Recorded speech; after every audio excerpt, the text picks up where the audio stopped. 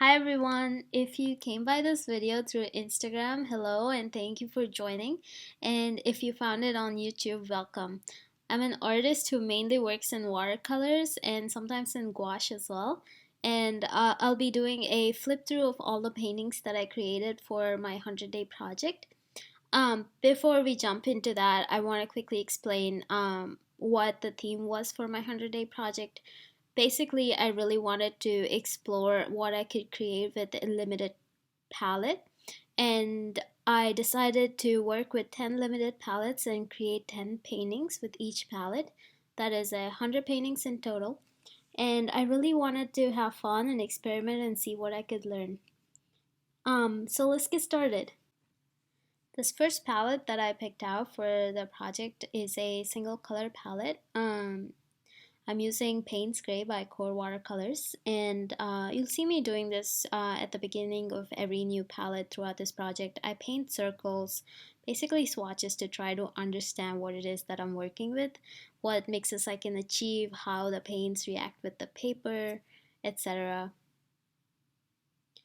As you can see, there's really no theme to this palette. I am painting whatever I feel like, and I feel like the color that I'm using is really forgiving for that, as it provides a great range in value that really you could paint anything in monochrome.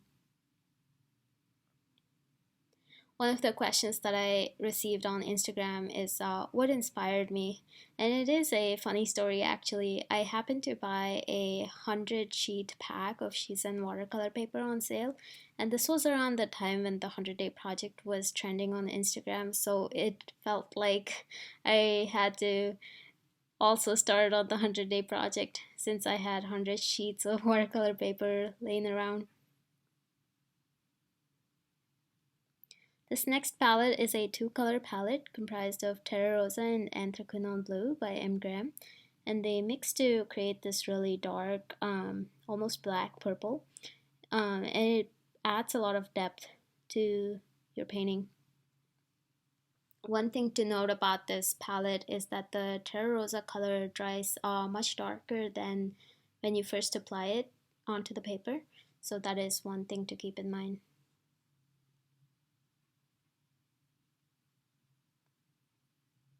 Again, there is really no theme to this palette. I am painting what I think best complements the colors that I'm using. And this next painting after this one is referenced from a picture that I took at Snoqualmie Falls here in Washington. And this feels like it is in monochrome because I basically used a mix of the two colors.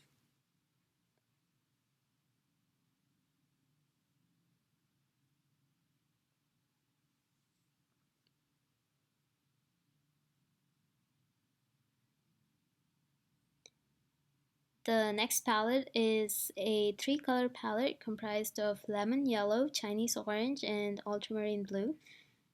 And they create lovely mixes. It is really such a happy and bright palette. I had so much fun using this palette that all my paintings are flowers. They're just so bright and happy.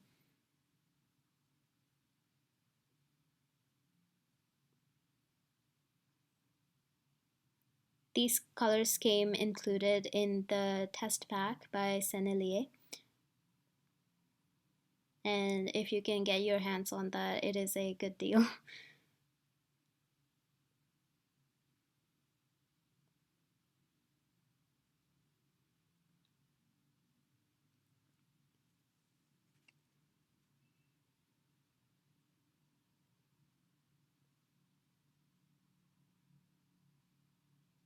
This painting of balancing rocks was taken at Centennial Park in Seattle, Washington.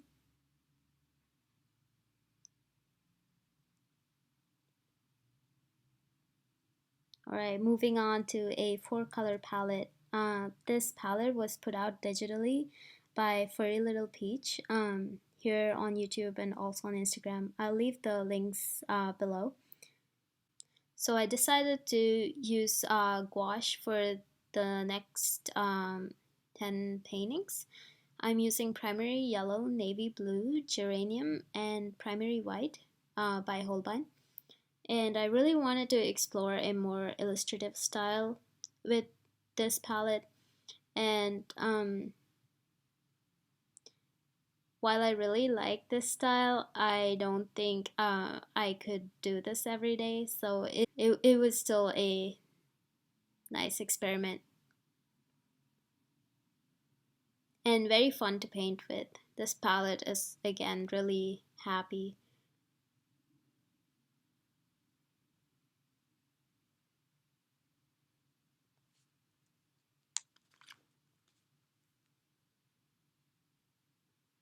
And I decided to do leaf studies of all the or some of the plants that I currently have.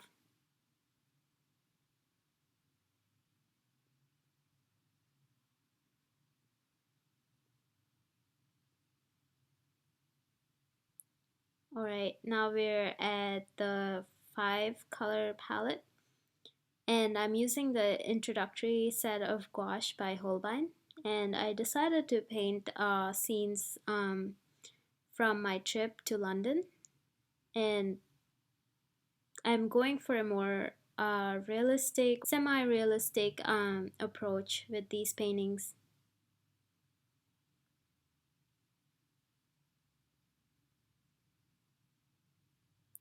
I feel like this was around the time when I really got the hang of using gouache, and I feel like it really only comes with practice and producing a lot of paintings.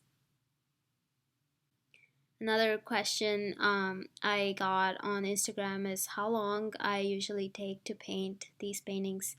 And these are 5 by 7, and they take me anywhere between 1 hour to 4 hours depending on the subject that I'm painting.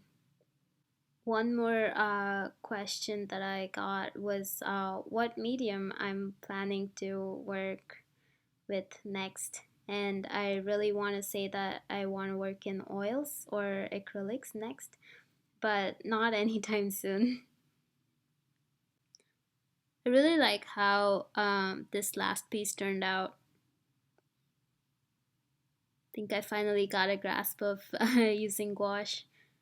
This next palette is again a 5-color palette. I used the Marinescape set by M. Graham, and all the colors are so lovely. It felt like it was made for painting sunsets, and I finally got to paint all the sunsets that I've been photographing throughout the years.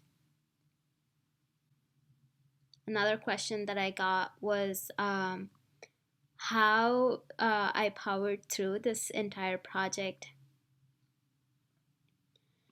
And I feel like I didn't fully adhere to the schedule. I did take a lot of days off from the project, but I think it really boils down to if you can get back on track and start making a painting a day, and eventually you will finish. And I think it's okay to work at your own pace, but it's important to get back to making art when you do feel like it.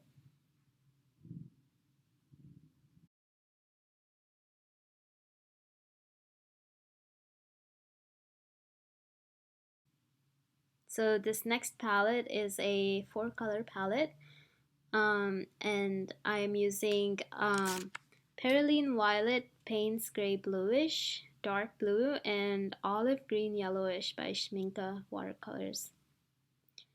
And I decided to do portraits using this palette. Although these are unusual colors, I really like how they came together to create this wonderful palette for portraits.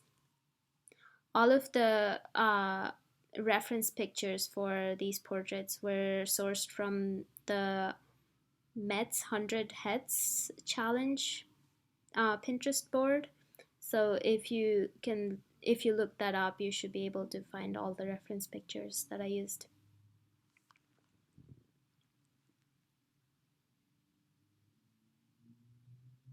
And I feel like compared to the first portrait and the 10th portrait, I feel like I got a kind of good grasp on how to go about painting a portrait. I feel like it was a good exercise. I really want to revisit the Met's 100 Heads challenge at some point and finish sketching all the 100 portraits. And we are moving on to a 3-color palette. This is a variation on the Old Masters palette. I am using Yellow Ochre, Italian Burnt Sienna, and Payne's Gray Bluish by Daniel Smith.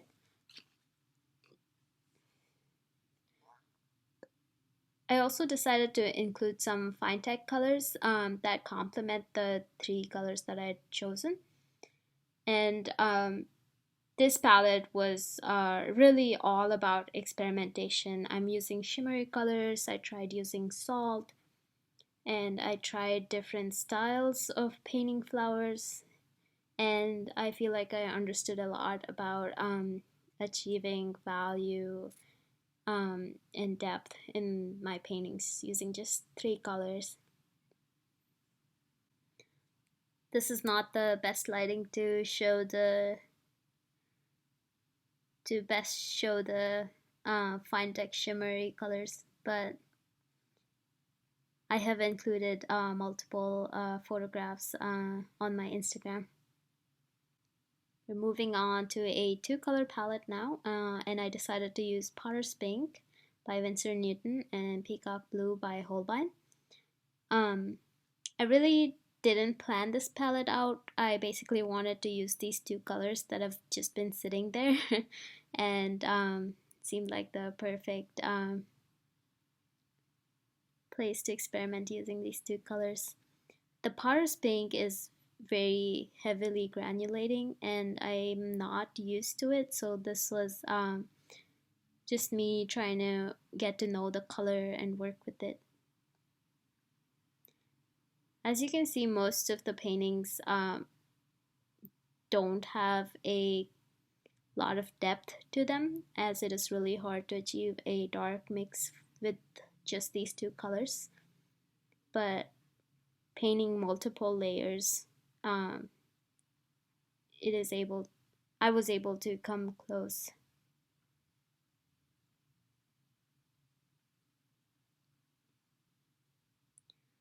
Another question that I got on Instagram was what my personal favorite was, and it has to be this one of a lone tree on a lone island. It is very minimalistic and I really like it. And we're down to a single palette, and we're down to a single color palette again. I decided to use Prussian Blue by Magello watercolors, and I was going for a still life study theme, but that eventually got sidetracked into pictures that I was taking at Yellowstone. So it quickly turns into scenes from Yellowstone. That place is very inspiring, very beautiful.